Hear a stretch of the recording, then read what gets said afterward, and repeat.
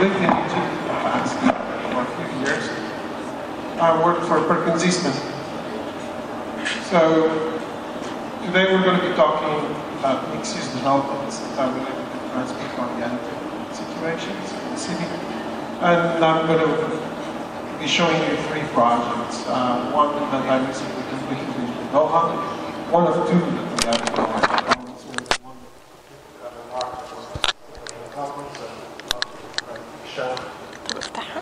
Project in New York for the Port Authority, and a larger one in Chicago. It's okay. Don't worry about it. This I camera. don't mind having my This own camera. This cooking camera. here. This camera. This camera. Oh, it's because of the camera? Yeah. Oh, please do. Now we know why there are so many microphones. All right, so a little bit about the firm overview of Perkins Eastman. We're an American firm born in New York. Mr. Brad Perkins, it's right there up front.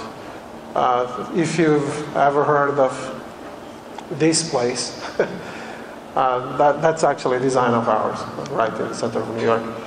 So we're pretty big. We're one of the 5 largest architecture firms in the planet right now at the moment. Depends on how it's measured, of course. But somewhere in between having over 1,000 architects and making more than $200 million worth of architectural fee revenue per year, that puts us pretty much up there.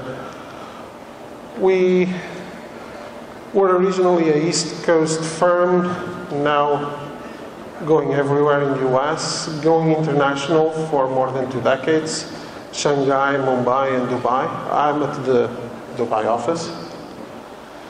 And we cover a lot of practice areas. What I've been talking about today usually falls on large-scale mixed use, but to be honest, though we do have these practice areas, we're not organized as practice areas. We're organized as design studios, and we bring the expertise of these different practice areas on board, project by project, depending on what we're developing. So the first project, Al Mansoura in Doha. Doha is undergoing a transformation. They're getting ready for the COP that it's coming in a couple of years, and one of those transformations has to do with railway system that they are digging out of the ground. And in order to pay for it, they were looking into the private sector. So our client here is Qatar Rail. We won 2 sites in Doha. Al Mansoura is one of the districts downtown. And this is the last station of the Red Line. And in order to pay for the station that it's already being built, they were looking into leveraging it by building a mixed-use development on top of that station and selling it or leasing it in order to get funds back. So they hired JLL and then KPMG. I don't think they hired Colliers, but Mansour is not here, so he can't confirm. He already left. In order to make the math on how they could do that. So that's Doha, that's Mansoura right there. The other site that we're still developing, much larger than this, it's on Gwalior. And studies were done in terms of by KPMG, together with us, together with TIPSA, and together with ECG, which is actually an Egyptian firm with a very large office in Doha, in order to find the right mix of the program that would be interesting to procure in such a location. So that mix was found, and in a very complicated urban scenario with on a station that it's buried under all of this, with 2 points of entry, one public square here and another one on the back. We have to fit in 100,000 square meters of sellable real estate on top of this all. That in the end ended up being 3 residential towers, a small hotel apartment, and a lot of retail at the street level, trying to connect this all. So how did we do that?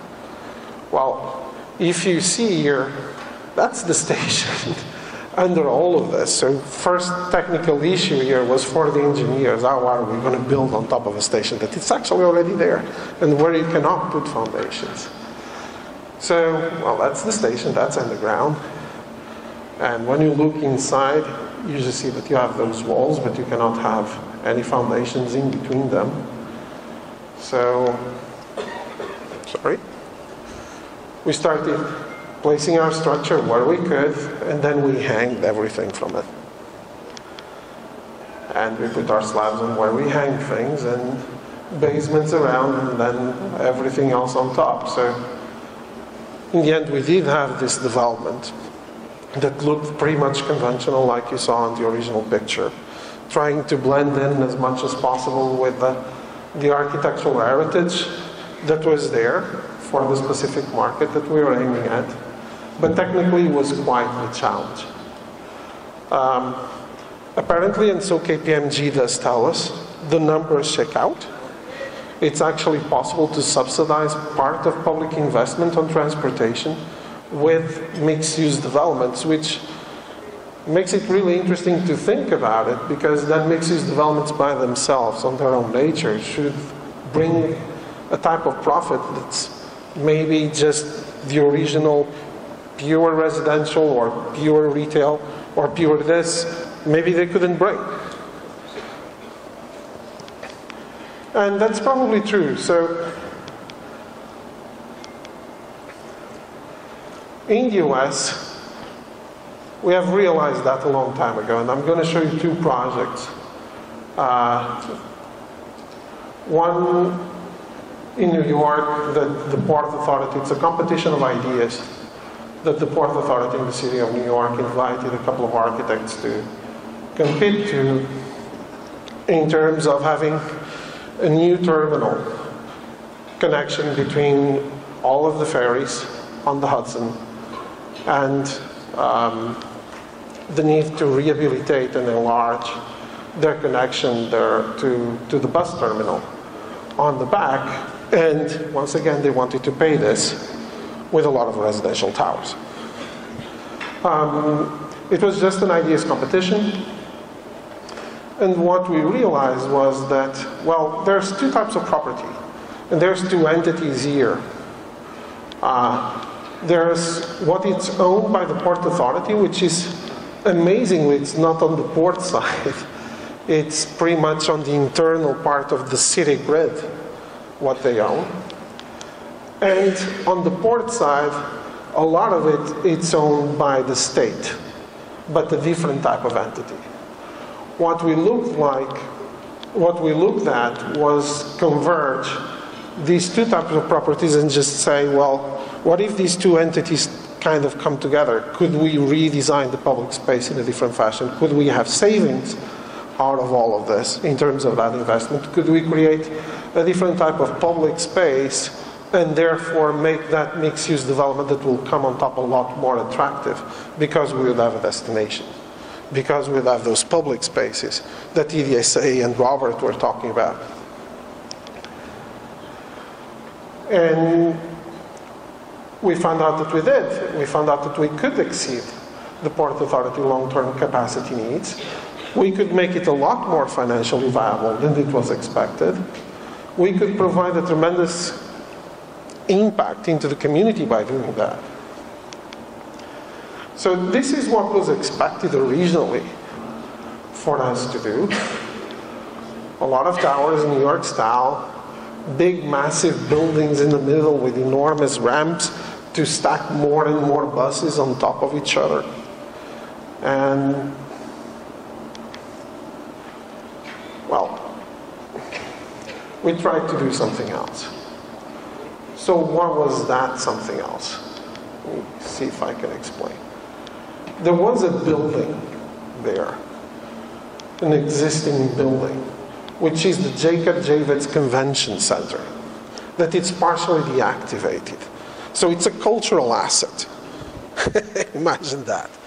It's a cultural asset that is not being used properly, that still needed to be expanded, probably could benefit of a connection to the riverfront, could definitely benefit from a connection to the public space and all the waterfront activation that we've been doing for a long time in New York, but was still underused. It was not as interesting for the city now as it was back in the 90s.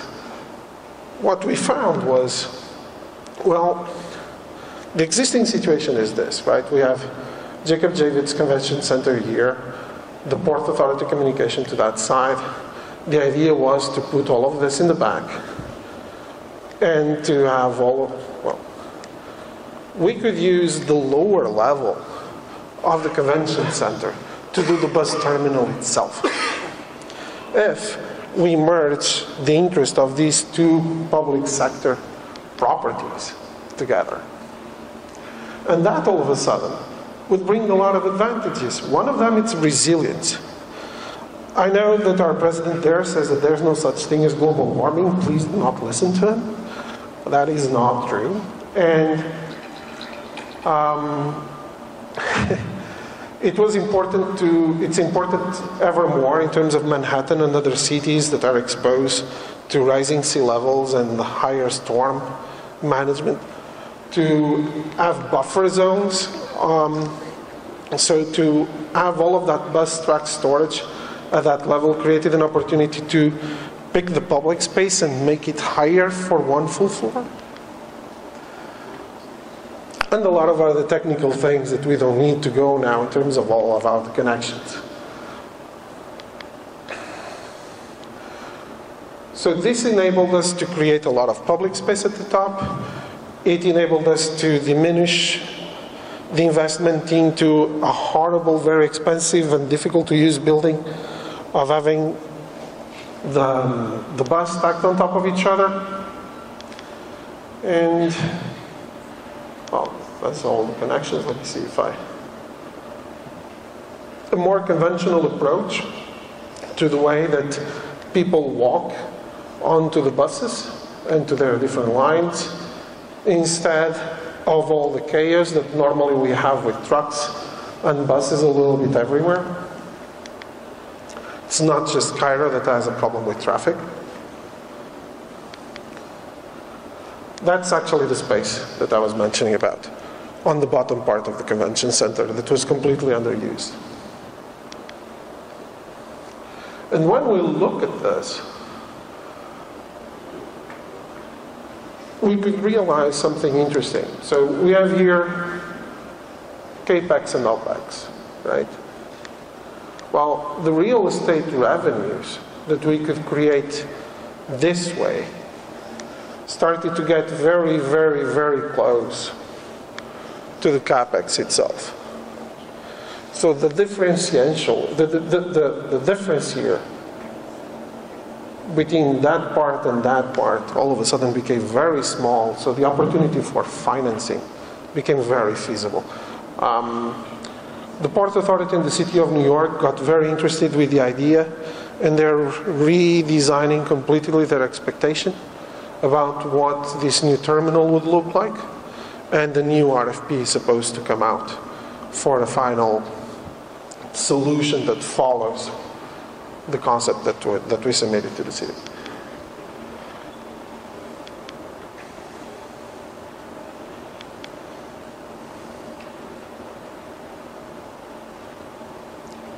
Yeah, so a lot of the values why we believe that our solution is superior. We retain a lot of the existing buildings. We reinforce the fabric of the neighborhood. We reinforce a right-of plan that follows existing zoning, yes, of course. And we eliminate a lot of the problematic traffic and bus by making this distinction between this massive transit, the cultural aspects, and the public property aspect that became public space.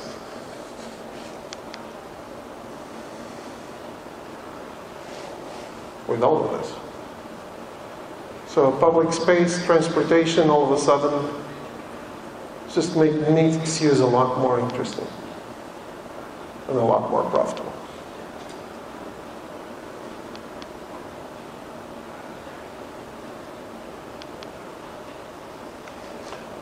The final project that I would like to show you is something absolutely massive. One Central Station in Chicago. This, unlike the other two projects, it's actually the initiative of a private developer. I don't know if people here know Chicago. I know you do. But that's Soldier Field. That's a museum and the planetarium. There's a lot of cultural assets on this side of the town. Downtown Chicago is up here. And this is a cultural center. And this is a massive, massive rail yard today. And this big developer started buying the rights to a lot of this land. So that's the site, that's downtown Chicago. And there's a lot of conversions in terms of traffic and transit. So Soldier Field Museum Campus, McCormick Place, it's this convention center. And Central Station, it's all of this area. This is the area that the client already owned the rights when we were commissioned with the project. And then we tried to convince the city to enlarge the rights to a lot more area, and we'll explain why. So the transportation plan is actually quite complex because not only we have the ferry and we have a lot of different types of trains and trams that come through this area. We have busways, we have the need of access to the convention center, we have the need of access from the city to all the harbor and Soldier Field area. And unfortunately now this massive railway track there, it's just in between the city and the lakefront, which is problematic. And it's definitely problematic on the days of the game, but not only that. We should be able to have a more permeable situation between the city and this lakefront so that people can benefit from all this public space. So here, zoomed in a little bit more. You can imagine, I mean, if all of this is rail track, there's really no communication. And that's one of the reasons why South Side has never been so hot as the rest of the city, a little bit further to our right. So that we studied exactly what the client owned, what type of rights they had, what were the other type of properties, how many rights did they have. Also the sight line, which is something that exists there. There are certain buildings on the back that have a certain height, and they conquered the rights to see the lake. So it's not only the accessibility for pedestrians to go to the lake, it's also what people in the back can view. They needed to be guaranteed. It was necessary to start making a civil plan for all of this. Yeah, we're going to manage stormwater, gas, and electricity. This is a massive place. And now we're going to make it sustainable as well. It was necessary to have a full sustainability plan if we're going to make a major redevelopment of the zone.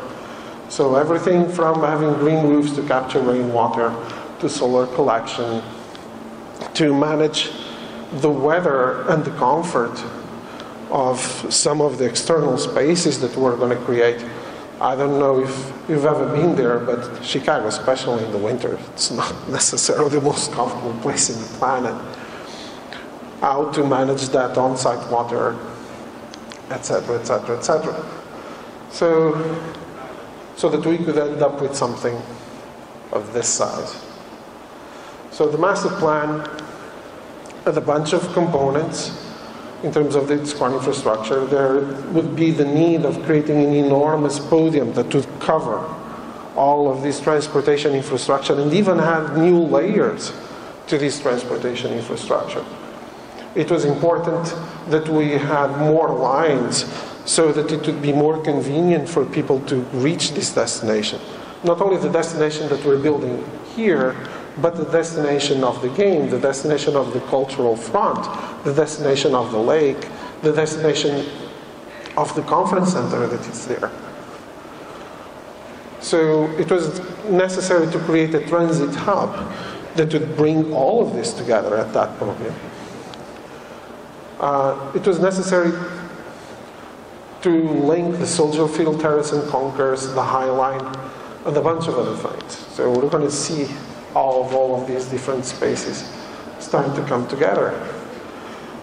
You probably heard of the Skyline in New York, which was this tram line that it's elevated on the south side of Manhattan that was transformed into a public space, like a green garden of sorts. So there, we were proposing a similar skyline here, coming from McCormick Square alongside the conference center, so that we could link to this part of the town. And then, of course, start labeling and creating concepts for the different areas: McCormick Plaza, Lakeshore Place, Winter Garden, Stadium Row, etc. Connecting again pedestrians here to this part of the town, and leveling it down all the way to the Soldier Field complex and to all the cultural activities that are coming here. The program? Something is 16.5 million square feet worth of program, with everything from hotels to offices, residential, retail, the Winter Garden itself, and the intermodal component. Now, I must remember you, this is a complete private project. And how this program then was distributed on site. And what this is all about. So the only component that it's eligible for a partial public funding, it's actually the podium itself. Because as we're covering all of those tracks, we're literally making stations, covered stations, out of all of these different tram and subway lines and metro lines and train lines. So that part, the covering itself, all of that structure that goes and creates a virtual podium on it, it's eligible for some state funding. But everything else needs to be paid out of pocket from the developers. So the podium, if we take away the towers, what I'm talking the podium is this component here. By doing that, all of a sudden we don't have anymore this void for the pedestrians, for the public, for the residents of the city, that divides, well, the inhabitants of South Side Chicago from all of this magnificent place, right? Because this podium then can stitch the city together again. And that podium then can have opportunities. Once we have people wanting to go from one place to the other, we'll start to have a lot of commercial opportunities, and then we can build on top of those commercial opportunities. And this is not a type of metro, it is actually a type of train line that exists in Chicago. So metro is here, there's other lines here. We can service all of this complex from the street that it's here on the back. The podium itself, the slab, we made the parking there. And then there's opportunities of retail, residential, and other towers, depending on where you're making the section. And the top of the podium becomes this. That's because of the weather. So if here in Egypt we would be watching out for sun and sandstorms, there we're watching out for freezing cold winds and trying to keep the sun inside. The market study went as far as actually saying that some research and education, in this case was in the area of healthcare and wellness, could be a very interesting building program to add to the mix. So we're putting residential on the lakeside, sometimes on the core, some service and equipment activity, and the offices on the higher towers on the back. Again, the different types of of transportation always at the bottom. So this creates opportunities for parks, 15 acres of it. And normally we associate parks with public investment. Again, these parks are a very dear aspect of the private developer that is doing this. Because you need to extend the parks that are there on the front. You need to bring them in, to stitch them back to the city. And they're a cornerstone of the quality of life that you want for the community that it's going to live there and it's going to use it. They're a very intrinsic part of the added value of the project. That's actually a new train line that we're putting there. We want to substitute some of the buses that are going there for the convention center by a new added line into that aspect. So it's a double-decker. The Winter Garden, again, I already mentioned twice why the winter there is a little bit harsh. It's part of the public space design, just behind the stadium. And it's part of this zone of activities. It's one of the problems. Sports in the US don't play with the same season distribution as they play out here or in Europe. So, but in order to use this for other activities, it's easier if you connect them with multiple mixed-use components around that can take advantage back and forth of having such a large arena in such a magnificent location that until now has been disconnected from everything else. So people could forget about it. Now it's a part of the town if this goes forward. So that's that Winter Garden. The transit hub, which is the very core of it all. Without it, it doesn't work. We literally dig the hole throughout all of the levels of the podium to connect all of these different modes of transportation and parking into one central location. So that's the intermodal station itself, a section through it. So all of these levels of rail, tracks, and buses and cars could get that one central distribution space. The Skyline, which is but a pedestrian connection along the conference center back into the city there, and then that takes it as a pedestrian destination all around. There's a harrow missing here as well, which should be something like this. That's the existing conference center back. The integrating with the cultural aspects, the soldier field and the museum,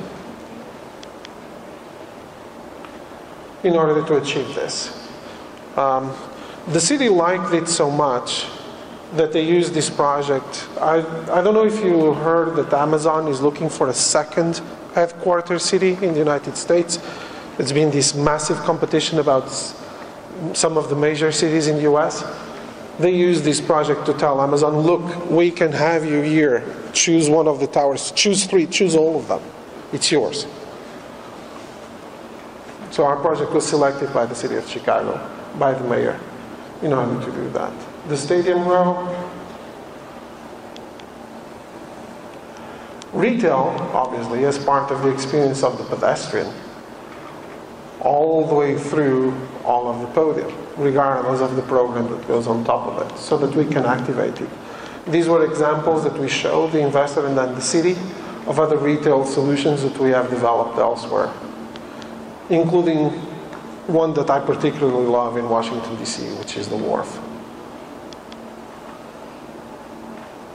It's a view of that double level of retail. Office components, obviously. All of these towers here. And residential at the edges. So a lot of residential component towers at this edge. And another one there. Hospitality. Naturally closer to the convention center. It's a complementary program that was missing and that was lacking for the convention center to be activated properly in a city with so much potential for it.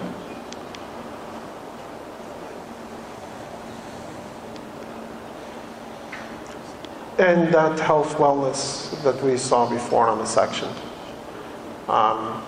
It's important to integrate other components of activity. When we talk mixed use normally just means retail residential office. Mixed use, it's literally mixed. You can mix a lot more than that. So at a scale like this, mixing research, mixing innovation, giving people a destination for things outside of their normal standard can be the key to complement and to make it really a successful destination. That's the museum view. That's Chicago, as most people know, further north. Of course, all the studies of phasing plans and how to do it with all the trains running under us have to be presented. So that's how it was. So that's how it is today. A nice big black void making the city not connected. And instead of rail tracks, 16.5 million square feet worth of program on top of it, while at the same time solving a lot of urban problems in order to have this.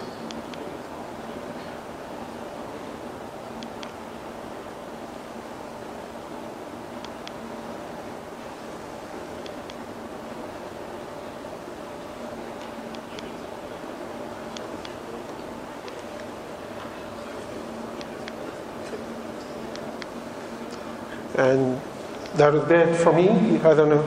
I'm open to any questions, if anyone has any.